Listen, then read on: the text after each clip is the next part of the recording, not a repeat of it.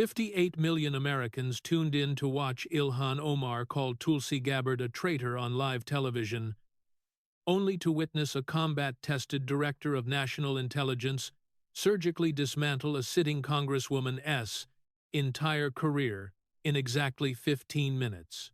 If you want to see what happens when political theater meets cold military precision, brace yourself. Ilhan Omar said the word the way she said everything loudly, chin lifted into the microphone so that every camera in the Senate Hart building could record it. Director of National Intelligence Tulsi Gabbard, sitting at the witness table in her dark blue suit with the small American flag pin on her left lapel, heard the word and did not flinch. She had been called worse in Arabic in a combat zone. What you're about to hear is the most personal confrontation in modern congressional history. Two women who served in the same party, the same caucus for 4 years, now facing each other across a Senate hearing room table. One of them is America's top intelligence official. The other is about to learn that calling everyone racist does not work, when the person asking the questions is a Hindu combat veteran from Hawaii. The Senate Select Committee on Intelligence held its annual open session on global threats every March. The hearing was typically a quiet affair. The Director of National Intelligence would present a summary of the classified annual threat assessment. Senators would ask careful questions that danced around the classified details underneath, and C-SPAN would broadcast it to an audience of approximately 40,000 retired military officers and foreign policy graduate students, who were the only Americans who actually watched the Senate Intelligence Committee on a Tuesday afternoon in March. This year was different. This year, 58 million people would watch. The hearing room was room 219 of the Hart Senate Office Building, a large windowless chamber with acoustic panels on the walls and a horseshoe table that seated 15 committee members. At the center of the horseshoe sat the chairman to his right, Senator Tom Cotton of Arkansas, a former infantry officer with the 101st Airborne Division who had served combat tours in both Iraq and Afghanistan. To Cotton's right, Senator Dan Sullivan of Alaska, a Marine Corps veteran.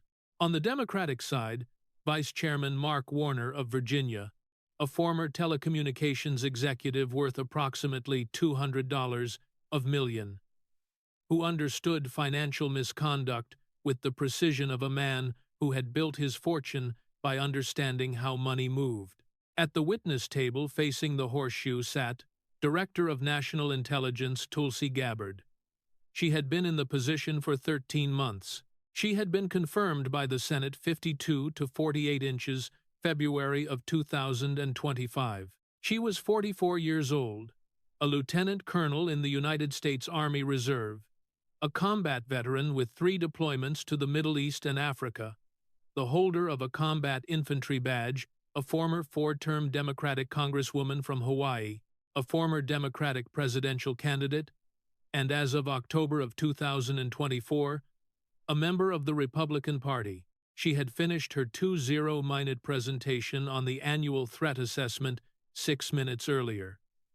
Iran's nuclear program, China's military buildup in the South China Sea, Russia's continued destabilization efforts in Eastern Europe, North Korea's missile tests, the standard global threat briefing that every DNI delivered every March, updated with the latest intelligence, stripped of its classified details for the open session. Now the committee had opened the floor to questions, and the first person recognized was not a senator. Congresswoman Ilhan Omar of Minnesota had been invited by the Democratic minority to participate as a guest questioner. The invitation was unusual, but constitutionally permitted under Senate Rule 26. Omar was not a member of the Intelligence Committee. She was not a member of any committee that dealt with intelligence matters. She had been removed from the House Foreign Affairs Committee by a vote of 218 to 211 inches, February of 2023, following bipartisan condemnation of her anti-Semitic comments about Israel. But the Democratic minority had invited her, and the chairman had not objected, and now she was sitting at the far left end of the horseshoe table with a microphone in front of her and a prepared statement in a manila folder. Sitting beside her was Representative Rashida Tlaib of Michigan, the Palestinian-American squad member who had been Omar's closest political ally since they had entered Congress together in 2019. Tlaib had not been formally invited. She had come as Omar's guest, which was permitted under the committee's visitor rules. The chairman recognized Omar for her questioning period. Omar stood up. She did not need to stand witnesses, and guest questioners rarely stood in Senate Intelligence Committee hearings, but Ilhan Omar had spent her entire political career understanding that the cameras loved her better when she was on her feet. Director Gabbard, before I ask you about Iran, China, or any of the actual threats facing this country, I want to address the single biggest threat in this room, and that threat is you. Her voice carried the particular cadence that had made her famous, the sharp, rhythmic delivery of a woman who had learned English as her second language and had weaponized its directness in a way that native speakers rarely managed. You are a traitor to the Democratic Party that elected you 4 times. You are a traitor to the progressive movement that raised money for your presidential campaign. You are a traitor to every woman of color who looked at you and saw hope, and who watched you sell yourself to Donald Trump for a cabinet position like a mercenary changing uniforms on a battlefield. She pointed at Gabbard. The gesture was sharp, accusatory. You met with Bashar al-Assad, an international law violator who used banned chemical agents on children in Ghouta. You supported Edward Snowden, a man who took classified intelligence and fled to Vladimir Putin's Moscow. You repeated Russian propaganda about Ukraine word for word like you were reading from a Kremlin press release, and then you had the audacity to walk into the Republican Party and accept a job from Donald Trump, the man who tried to overthrow American democracy on January 6, 2021. The Republican Party is the party of white nationalism, of restrictive health care policies, of Christian extremism, and you, Director Gabbard, a woman who once fought against that party, are now its most useful tool, their pet traitor, their token woman of color, their proof that even a progressive can be bought if the price is right. She adjusted her hijab, a quick, practiced movement, and continued. So my question, Director Gabbard, is simple. How much did it cost? How much did Donald Trump pay you to betray everything you once stood for? Rashida Tlaib stood up beside her and applauded 2 Democratic staffers in the back of the hearing room, nodded vigorously. Senator Mark Warner, the Democratic vice chairman, shifted in his chair but did not applaud. His face wore the expression of a former CEO who had just watched an employee give an unauthorized press conference. He did not approve, but he was not yet sure whether to intervene. The chairman looked at Gabbard. Director Gabbard, you may respond. Tulsi Gabbard did not stand. Directors of National Intelligence did not stand when responding to questions in Senate hearings. She adjusted her microphone by 1/4 of an inch. She looked at Omar, not at the cameras, not at the committee, at Omar specifically, the way she had been trained to look at hostile contacts during her intelligence briefings at Fort Huachuca in 2004. Congresswoman Omar, I heard every word. I am going to respond to each accusation, but I want to establish something first. Her voice was not folksy. It was not theatrical. It was the quiet, measured voice of a military officer delivering a situation report, flat, precise, stripped of emotion, designed to convey information rather than to persuade. You and I served together in the United States House of Representatives for 4 years. Same party, same caucus. I voted with you on ending U.S. support for the Saudi conflict in Yemen. I co-sponsored legislation with you on refugee resettlement. I sat 20 feet from you in the House chamber every week, from 2017 to 2021. I did not leave the Democratic Party because I stopped caring about those causes. I left because the party stopped caring about them. But we will get to that. First, your accusations. You said I met with Assad. I did.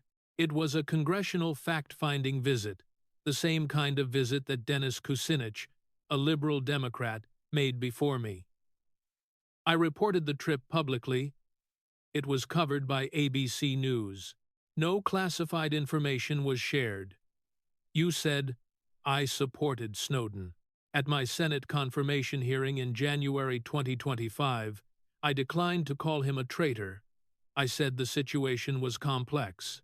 The United States Senate then confirmed me 52-48 after reviewing my complete classified background. If the Senate determined I was fit to lead the intelligence community, I will defer to their judgment over yours. You said I repeated Russian propaganda on Ukraine. I advocated for diplomatic solutions to a conflict that has caused hundreds of thousands of casualties. Diplomacy is not appeasement, Congresswoman. The alternative to diplomacy is conflict. And the people who fight those conflicts, the soldiers, the Marines, the airmen are people I served with in Iraq. I have held fallen soldiers in my arms, Congresswoman. Have you? The room went very quiet. Gabbard let the question sit for 3 seconds. That was not rhetorical. It was a real question. I will not ask it again. Tom Cotton leaned into his microphone. Director Gabbard, if I may, I want to add something for the record as a fellow combat veteran, 101st Airborne Division, Iraq and Afghanistan. I want to say that no member of Congress who has never worn a uniform should be calling a combat veteran a traitor in a United States Senate hearing room. Congresswoman Omar, you are entitled to disagree with Director Gabbard's policy positions. You are not entitled to question the patriotism of a woman who earned the combat infantry badge in a combat zone while you were fundraising in Minneapolis. The hearing room absorbed this. Cotton had not raised his voice. He had not needed to. Gabbard continued, Now, Congresswoman, you have used your time to attack my character. I have responded.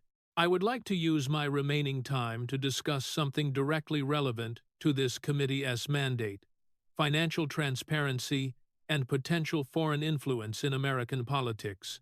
She paused. Specifically, your finances. Let's start with your husband. Consulting firm and the $3 million. Your husband, Tim Minett, is a political consultant. Congresswoman. His firm is called E Street Group, LLC. It is registered in the District of Columbia. Between 2018 and 2022, your Congressional Campaign Committee paid E Street Group, LLC approximately $3 million. These payments are documented in 16 separate Federal Election Commission quarterly filings. They are public records. Anyone watching this hearing at home can verify them at FEC.gov in approximately 90 seconds. The payments are categorized as compensation for fundraising, consulting, digital communications, internet advertising, and travel expenses. On their face, they appear to be standard campaign expenditures. Many campaigns pay consulting firms. Many consulting firms do legitimate work. Here is where the payments become problematic. Congresswoman, in August of 2019, Tim Minett's then-wife, Dr. Beth Minett, a physician in Washington, D.C., filed for divorce in the District of Columbia Superior Court. Case number 2019CF7394. Public document. Anyone can pull it. In her divorce filing, Dr. Minett alleged under oath in a sworn court document that her husband had told her he was, quote, romantically involved with you, Congresswoman. She further alleged that his frequent travel for your campaign was, quote, more related to his affair with Representative Omar than with his actual work commitments, end quote. You divorced your then-husband Ahmed Hirsi in 2019. You married Tim Minette in March of 2020. During this entire period, your campaign committee continued to pay Tim Minette's consulting firm hundreds of thousands of dollars, including travel expenses, that began the same month that Minette reportedly told his wife about the affair. $3 million of your donor's money. Congresswoman went to a consulting firm owned by a man you were having an affair with. According to his own wife's sworn court filing, and your donors, the small dollar donors in Minnesota's 5th Congressional District, were never told that their $20 contributions were funding the travel expenses of their Congresswoman's romantic partner. Omar's hand came down on the table. This is a personal attack on my family. This is Islamophobia dressed up as congressional oversight. You are attacking a Muslim woman's marriage to score political points for Donald Trump. Gabbard's voice did not change. Congresswoman, I am a Hindu woman of color from Hawaii who served 2 combat tours in Iraq. I am reading from a public court filing and from your own campaign's FEC quarterly disclosures. Neither of those documents is Islamophobic. They are paperwork. And Congresswoman, I want everyone watching at home to hear this clearly. If asking about your own public campaign finance filings is Islamophobia, then the word Islamophobia has lost all meaning. And the women who actually suffer from real Islamophobia, the women under the Taliban in Afghanistan, the Uyghur women in Chinese detention camps in Xinjiang, the Rohingya women in Myanmar, deserve better than having their suffering weaponized to deflect questions about your husband's consulting fees. Rashida Tlaib grabbed her microphone. Director Gabbard, you are a sellout.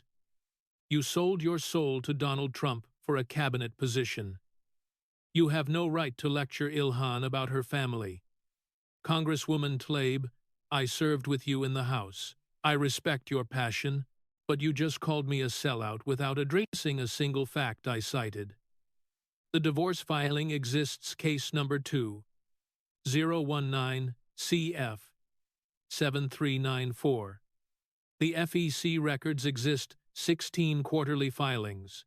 Calling me names does not make those documents disappear from the public record.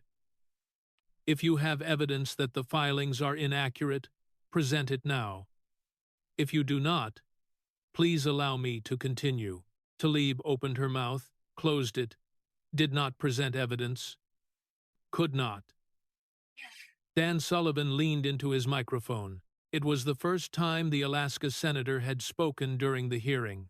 Sullivan was 59 years old, a Marine Corps veteran, and he spoke with the particular economy of a man who had spent his career in environments where unnecessary words cost people their lives. Mr. Chairman, I want to supplement Director Gabbard's testimony with a factual point. The payments that Congresswoman Omar's campaign made to E Street Group LLC are documented in 16 separate FEC quarterly filings between 2018 and 2022. These filings are not opinions, they are not allegations. They are the Congresswoman's own reported campaign expenditures, filed under penalty of perjury with the Federal Election Commission. If the Congresswoman disputes the accuracy of the filings, she is disputing her own sworn documents. 3 people had now backed Gabbard's factual presentation: Cotton on military authority, Sullivan on legal precision, and Gabbard herself on the substance. The Democratic side of the hearing room had offered 2 responses: Islamophobia and sellout. Neither had addressed a single dollar. If you were still listening, you just watched a former Democrat tell a sitting Congresswoman that calling FEC filings Islamophobic means the word has lost all meaning, and Gabbard hasn't even gotten to the $30 million yet, or the $250 million, or the brother. Congresswoman, I want to move to something directly relevant to my role as Director of National Intelligence.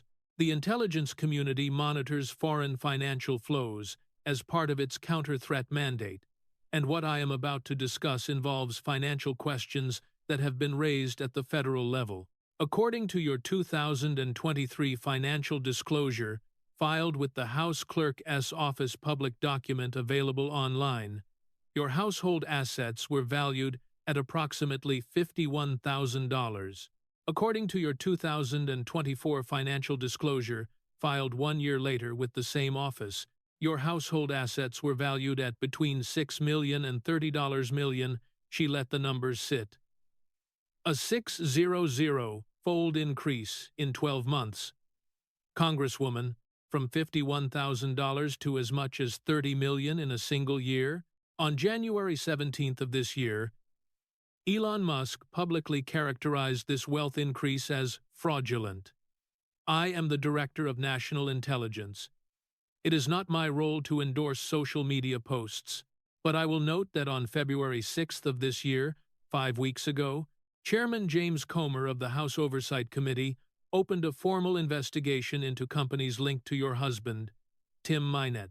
Chairman Comer's letter specifically states, and I am quoting, "We want to know who is funding this and who is buying access." End quote. The Oversight Committee investigation is examining 2 of Minett's companies, EST Crew LLC, a wine business that is currently the subject of a financial misconduct lawsuit filed by an investor named Naeem Mode, who alleges that Minett and his business partner misrepresented the company's financial health and failed to pay promised profits. The second company is Rose Lake Capital. The investigation is examining whether the dramatic increase in the valuation of these companies from virtually nothing to millions of dollars in a matter of months is connected to the Feeding Our Future scandal in Minnesota.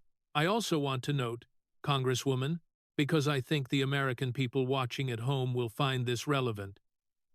Your husband's involvement in a wine business raises a question that several journalists have already noted.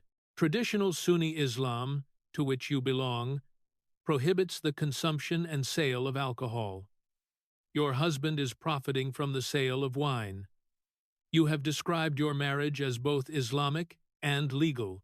I am not questioning your religious practice, that is your private business, but I am noting that the apparent contradiction between your public religious identity and your husband's commercial activities has been documented in reporting by the Jerusalem Post and the Minnesota Reformer, and that these are legitimate questions of public integrity, not Islamophobia.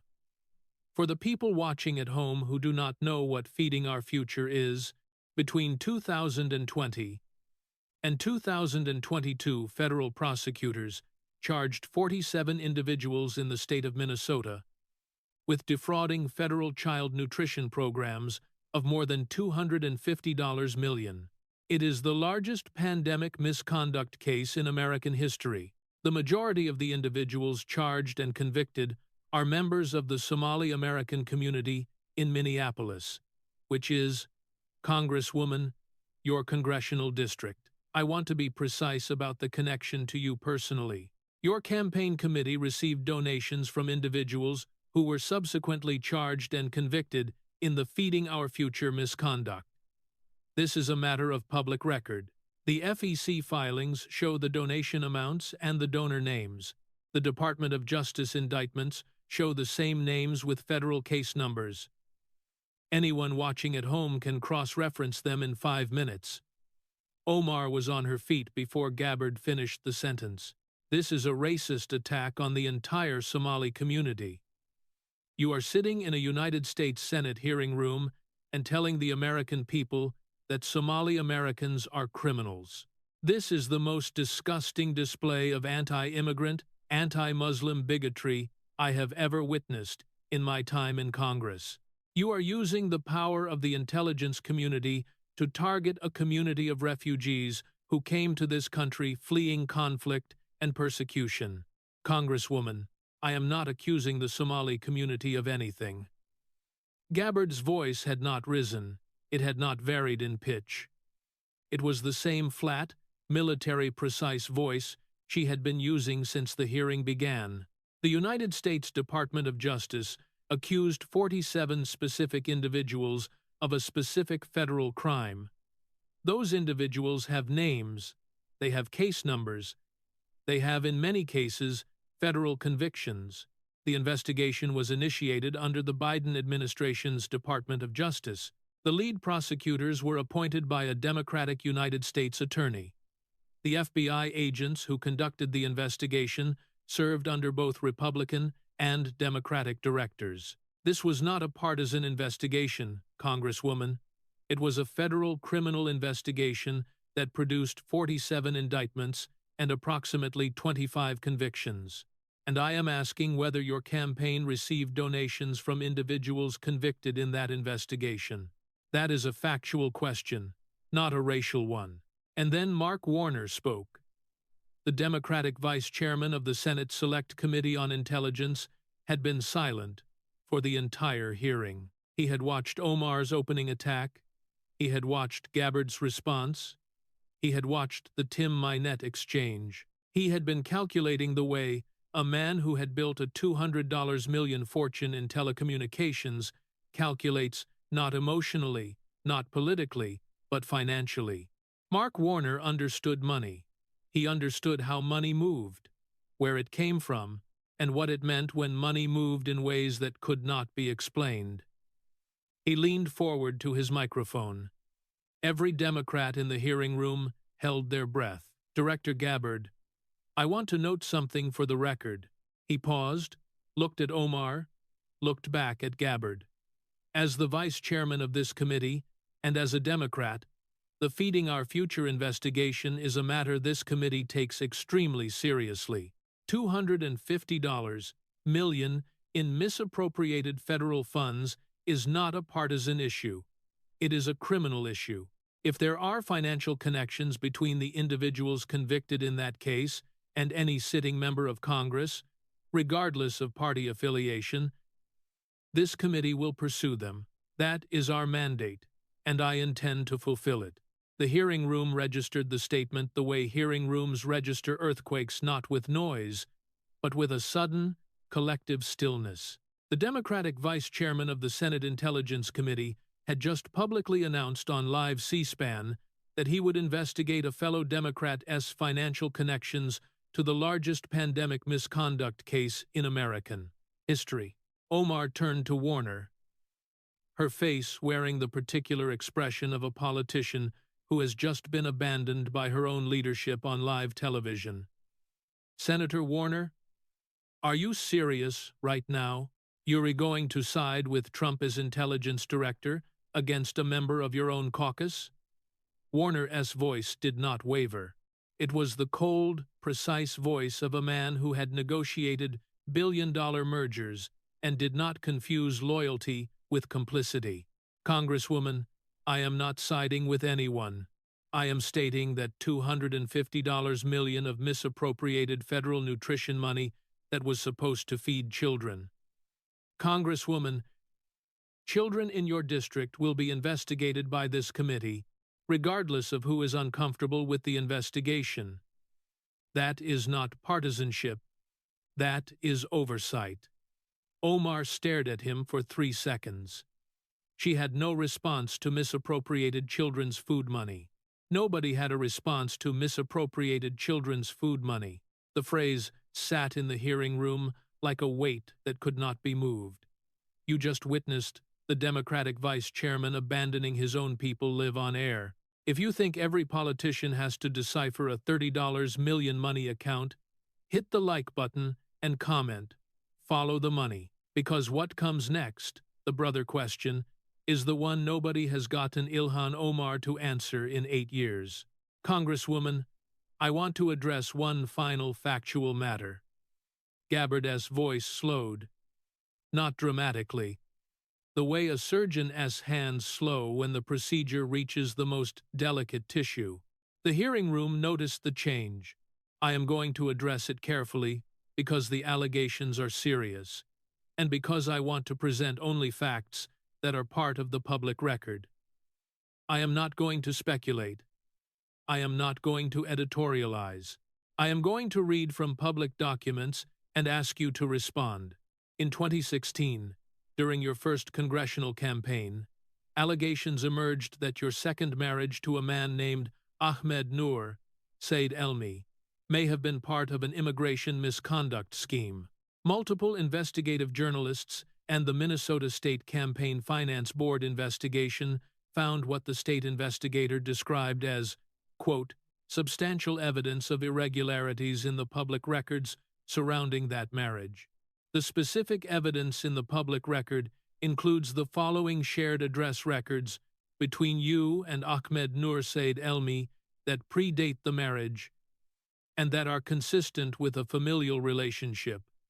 Social media posts from members of your family that appear to identify Elmi as a sibling, and tax filings from 2014 and 2015 inches, which you and Elmi filed jointly as married, filing jointly while you were simultaneously legally married to Ahmed Hirsi and living with him at a different address.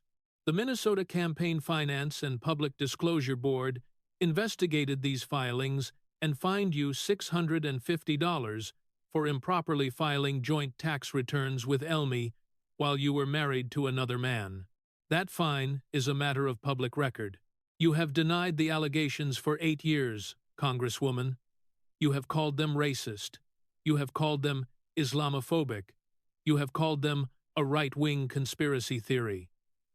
But in those 8 years, you have never provided a specific point-by-point rebuttal of the public records I just cited. You have never released the marriage certificate. You have never provided documentary evidence that Elmi is not your biological brother. You have never specifically explained the joint tax filings. I am not accusing you of immigration misconduct. Congresswoman, I am presenting public records and asking you to explain them. If the records are wrong, you can correct them right now on live C-SPAN in front of the American people and this committee. If they are right, the American people deserve to know. The hearing room waited. These allegations have been debunked repeatedly, Omar said, her voice quieter than it had been all morning. I will not dignify racist conspiracy theories with a response in this forum. Congresswoman, saying debunked is not the same as providing evidence of debunking. The Minnesota Campaign Finance Board fine is a matter of public record. The joint tax filings are a matter of public record. The social media posts are archived and available. Which specific authority debunked these records, Congresswoman? Name the authority. Cite the debunking. Point me to the document. 8 seconds of silence. 12 seconds. Omar did not name an authority. Could not. Tom Cotton leaned forward. Mr. Chairman, I want to note for the record that Director Gabbard has asked a specific question, which debunking authority reviewed the public records she cited and concluded the allegations were false. The Congresswoman has had 8 years to identify that authority. She has not done so in any interview, in any press statement, in any legal filing, or in any of the thousands of media appearances she has made since 2016. Saying debunked without citing the debunker is not a legal defense, Congresswoman, it is a talking point. And talking points do not have evidentiary value in a Senate hearing. The phrase hung in the air debunked without a debunker. It was the kind of phrase that would be quoted on cable news for the next 72 hours, not because it was clever, but because it was true. Omar just said debunked, without naming a single authority who did the debunking. What Gabbard says next is the reason 58 million people watched this clip, and it starts with the 5 words Ilhan Omar has been running from since 2019.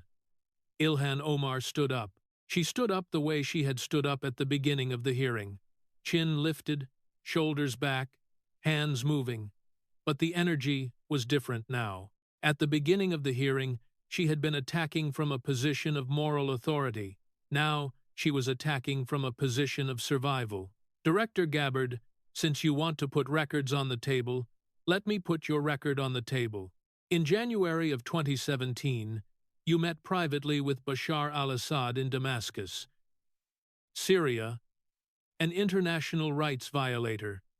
Director Gabbard, a man who used banned chemical agents on children in Ghouta in 2013, banned substances on civilians in Douma in 2018, hundreds of devastating casualties, and you sat across from him and shook his hand and called it a fact-finding mission. The State Department condemned your visit, your own Democratic leadership condemned your visit, and now you sit in the DNI chair and act as if that meeting never happened. You called Edward Snowden a whistleblower, a man who took classified intelligence from the National Security Agency, the agency you now oversee, and fled to Vladimir Putin's protection in Moscow, where he lives to this day as a Russian citizen. You are now in charge of protecting the very classified intelligence that Snowden took. That is not irony, Director Gabbard. That is a national security threat. Sitting in a Senate hearing room in 2022, you said on national television on the record that the conflict in Ukraine could have been prevented if the United States had, quote, acknowledged Russia's legitimate security concerns word for word, the Kremlin's justification for invading a sovereign democratic nation. You repeated Putin's talking points on American television, and then, after 20 years as a Democrat, after running for president, after taking millions of dollars in Democratic primary donations, you sold yourself to Donald Trump for a cabinet position. The same Donald Trump who was impeached for blackmailing Ukraine, the same Donald Trump who tried to overturn an election, the same Donald Trump who called Somali refugees animals at a rally in my home state of Minnesota. You have no moral standing to question my record, Director Gabbard. Your record includes shaking hands with a mass casualty perpetrator, defending a traitor to the intelligence community, repeating Russian propaganda on American television, and selling your political principles to the highest bidder. You are not a traitor, Director Gabbard. You are a mercenary. Tlaib applauded. Two Democratic staffers in the back of the room stood briefly before sitting back down. For 20 seconds, the energy in the hearing room shifted toward Omar. She had landed real punches. She had attacked Gabbard's own record with specific, verifiable facts. And for 20 seconds, the room belonged to her. It was the strongest moment Omar would have for the rest of the hearing. Gabbard waited for the noise to die down. She did not interrupt. She did not raise her voice. When the room was quiet again, she spoke. Congresswoman, you have now accused me of the same 4 things twice in the same hearing. Assad, Snowden, Ukraine, Trump. I addressed all 4 of them in my opening response. I am not going to repeat my answers because the C-SPAN recording exists and the American people can replay it. What I am going to note is something that I think matters more than any of your 4 accusations. You have now spoken for approximately 18 minutes total in this hearing. During those 18 minutes, you have attacked my character, my military service, my patriotism, and my decision to leave the Democratic Party. You have called me a traitor, a sellout, a mercenary, a token, a puppet, and a national security threat. During those same 18 minutes, I have asked you 4 specific questions about your own public record. The $3 million in campaign payments to your husband's firm, the $30 million wealth explosion in 12 months, the campaign donations from individuals convicted in the Feeding Our Future misconduct, and the public records surrounding your marriage to Ahmed Noor Saeed Elmi. You have not answered any of those 4 questions, not one. Your response to every question has been the same word, racist. The campaign payments are racist, the wealth investigation is racist, the Feeding Our Future connection is racist, the marriage question is racist. 4 questions, 4 times racist. 0 answers. And Congresswoman, since we are discussing your record in full today, I want to add a 5th question, one that I had not planned to raise, but that your repeated use of the word racist has made relevant. In February of 2019, you tweeted that American support for Israel was, and I am quoting your exact words, all about the Benjamin's baby. The tweet was a reference to the American Israel Public Affairs Committee and it invoked one of the oldest anti-Semitic tropes in Western history, the claim that Jewish people buy political influence with money. The response to your tweet was not partisan. Congresswoman, it was bipartisan. Speaker Nancy Pelosi, the leader of your own Democratic Party at the time, issued a joint statement with Majority Leader Steny Hoyer condemning your remarks. The statement read, quote, "Anti-Semitism must be called out, confronted, and condemned whenever it is encountered, without exception." End quote. That statement was from Democratic leadership about you, about your words. You later apologized. I accept that the apology was sincere, but the pattern continued. In 2021, you tweeted a comparison of the United States and Israel to Hamas and the Taliban, a comparison that drew bipartisan condemnation from members of both parties, including 12 House Democrats who publicly rebuked you in a joint statement. And in February of 2023, the United States House of Representatives voted 218 to 211 to remove you from the House Foreign Affairs Committee. The stated reason your repeated anti-Semitic comments had, quote, brought dishonor to the House of Representatives and disqualified you from serving on a committee that speaks for Congress on matters of international importance.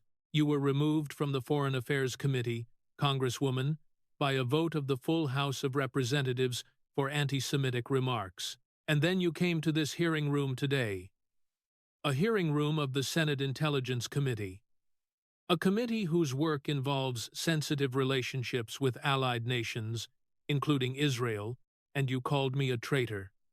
5 questions now, Congresswoman. 5 times racist. 0 answers. I have addressed your accusations twice. You have not addressed mine once. And calling me a mercenary does not constitute an answer to any of them. Congresswoman, I want to end with something that goes beyond you personally. Because what happened in this hearing today is a pattern. And the pattern is what I want the American people to see. Gabbard's voice was the same flat military tone it had been for the entire hearing, but the words had changed. They were no longer factual, they were structural. She was building something. You have been asked 5 specific questions about public records today. Your response to all 5 has been the same: racist. The FEC filings are racist. The wealth investigation is racist. The Feeding Our Future connection is racist. The marriage records are racist. The anti-Semitic comments are apparently also racist to ask about, even though the people you offended were Jewish Americans, not you. I know this pattern, Congresswoman. I know it because I was a Democrat for 20 years. I sat in the caucus meetings. I watched the strategy sessions. I watched as the Democratic Party decided that the word racist was more useful as a shield than as a description of actual discrimination. When Republicans ask about the border, racist. When Republicans ask about crime in American cities, racist. When Republicans ask about what children are being taught in public schools, racist. When Republicans ask where $250 million of misappropriated children's nutrition money went in your home state of Minnesota, racist. I know this strategy because I was part of it, Congresswoman. I participated in it. I sat in the rooms where it was planned. I listened to the consultants who designed it, and I left. I gave up my congressional seat, my committee assignments, my presidential campaign infrastructure, my donor network, my political future in the Democratic Party, because I could no longer participate in a strategy that cheapened the suffering of people who actually experience discrimination. By turning their pain into a political shield for politicians who cannot answer questions about their own finances. That is why I left, Congresswoman. Not because Donald Trump offered me a job, not because I was bought, not because I stopped caring about the causes you and I once shared. I left because I watched a party I had served for 20 years decide that calling every question racist was easier than answering it, and I could not be part of that decision anymore. She looked directly at Omar.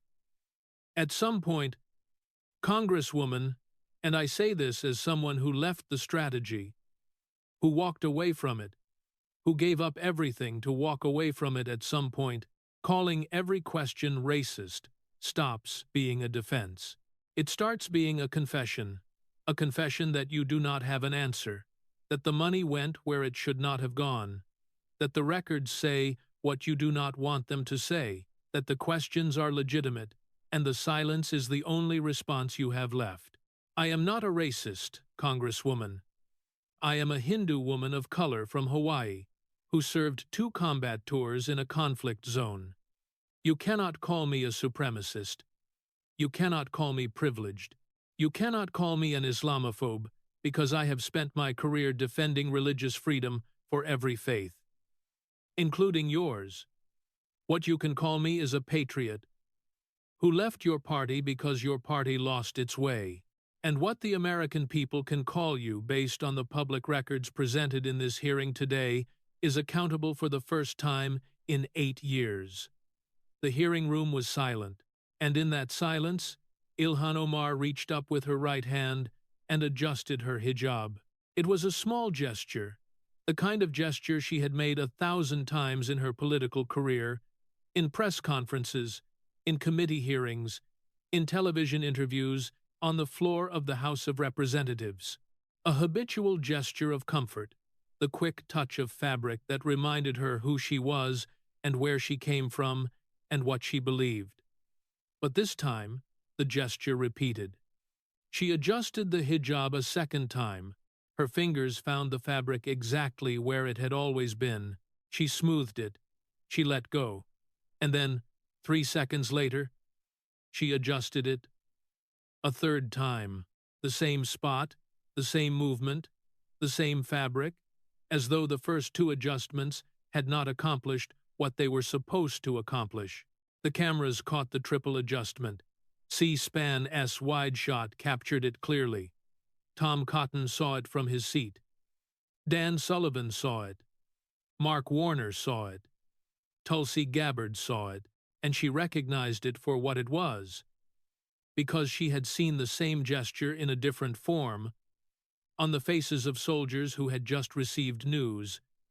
They were not prepared to receive the repetitive movement of a person searching for something familiar in a moment when nothing felt familiar anymore.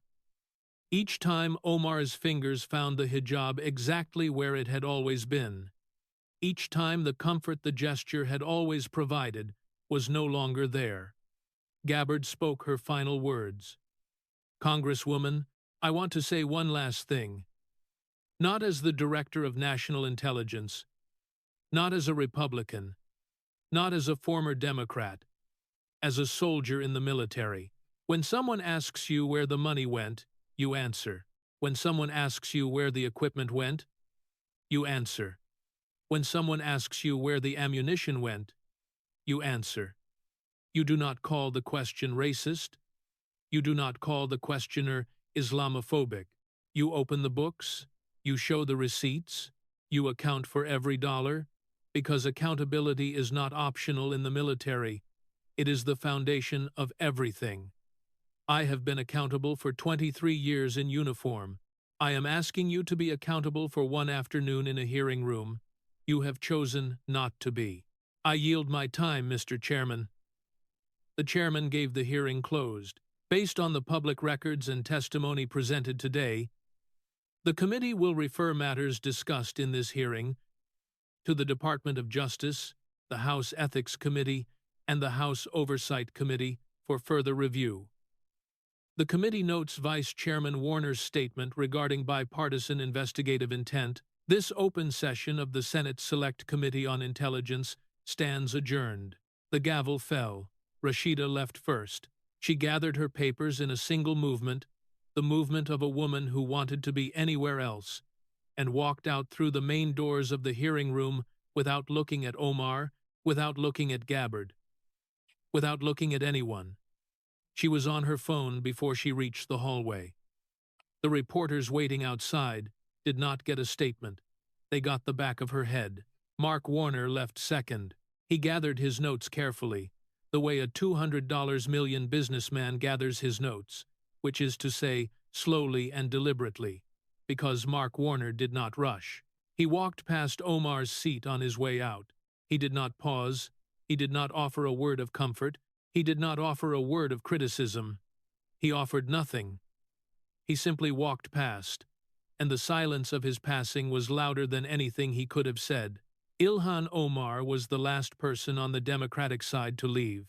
She sat at the far end of the horseshoe table for 90 seconds after the gavel fell.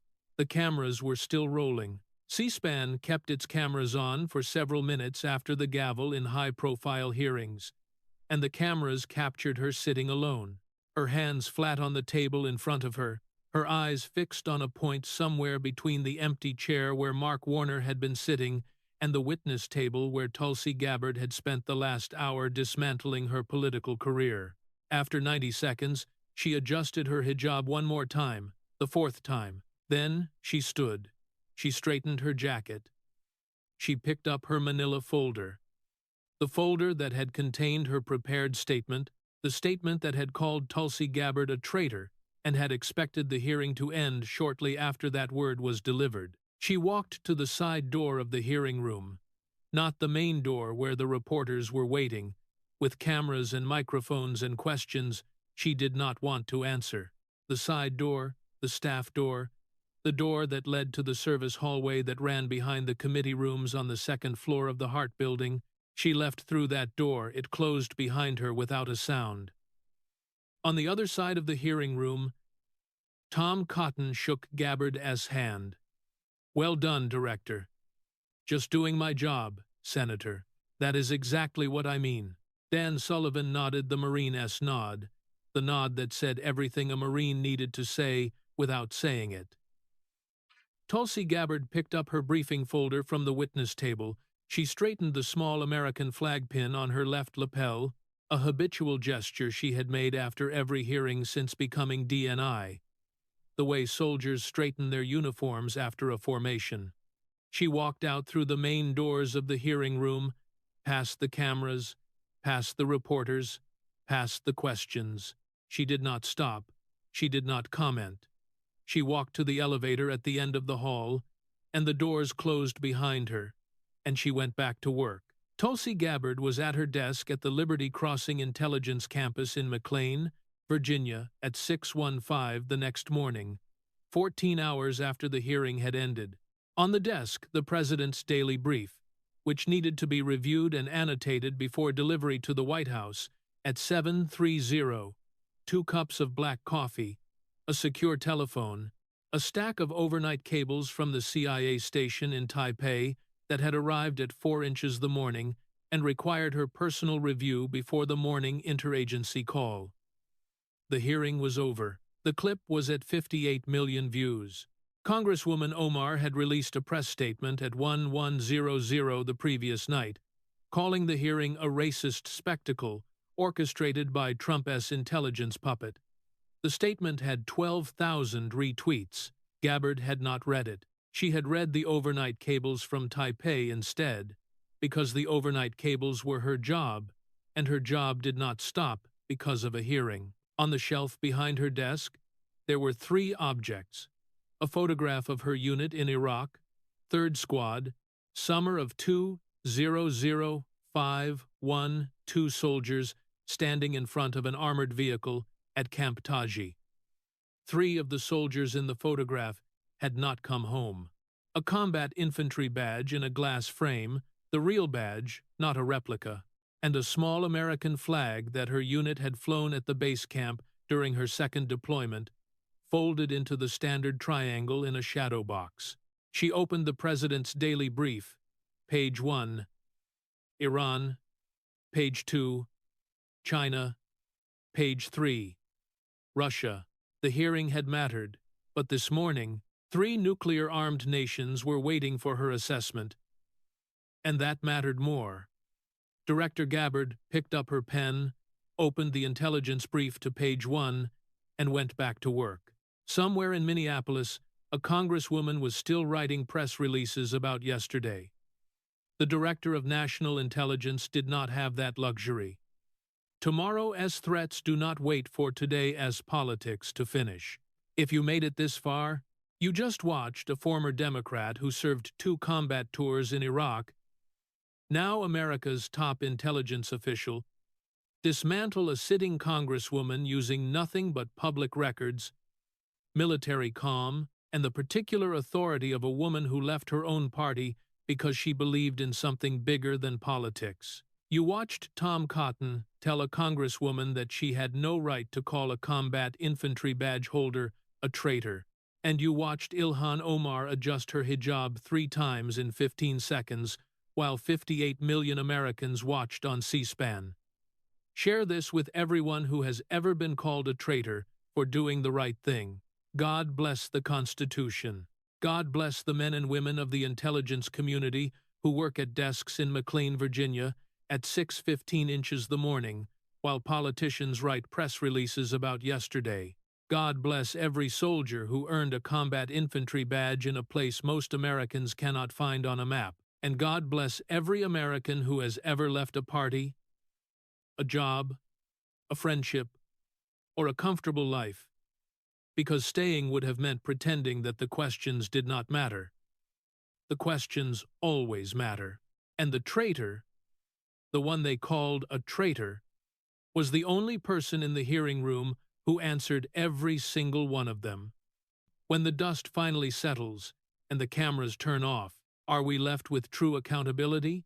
Or is this just another tragic chapter in a deeply divided political landscape?